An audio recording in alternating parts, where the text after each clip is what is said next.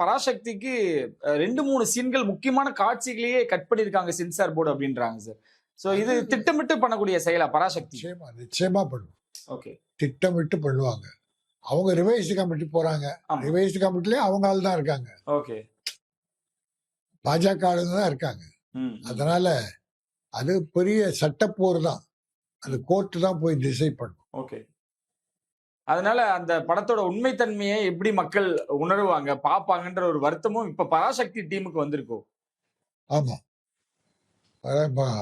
ஒரு சிரமத்தை தான் கொடுக்குறாங்க. ஆனா வெற்றி பெறுவாங்க. சரி, இப்ப நீங்க சொல்றத பார்த்தா பராசக்திக்கு ஒரு அழுத்தத்தை கொடுக்குறாங்க. ஆனா வெளியே என்ன ஒரு டாக் போயிட்டு இருக்குன்னா, ஜனநாயகன் படத்தை வந்து விஜயோட கடைசி படம்னு அவரே அறிவிச்சிட்டாரு.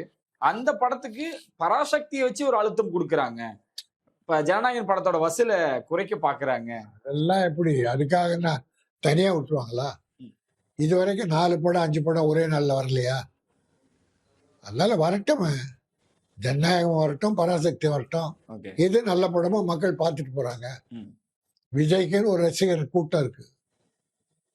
இப்போ என்னன்னா ஒரு கட்சி ஆரம்பிச்ச பிறகு மற்ற கட்சிக்காரங்க அந்த படம் பார்ப்பாங்களான்னு சந்தேகம். ஓகே. வசூல் குறையதான் செய்யும். நீங்க முன்ன வசூல்லாம் பார்க்க முடியாது. ஒரு கட்சின்னு போயிட்டுனா மற்ற கட்சிக்காரன் உள்ள போக மாட்டான். ஓகே. அத எம்ஜிஆர் மாதிரி இவ்வளவு நல்லது பண்ணி ஒன்னும் மக்களுடைய செல்வாக்கு பெறல. அதனால அவங்க படத்தை அவங்க வெளியிடுறாங்க. உங்க படத்தை நீங்க நல்லா இருந்தா மக்கள் பார்த்துட்டு போறாங்க. கலெக்ஷன் கூட போகுது. நல்லா இல்லைன்னா போகுது.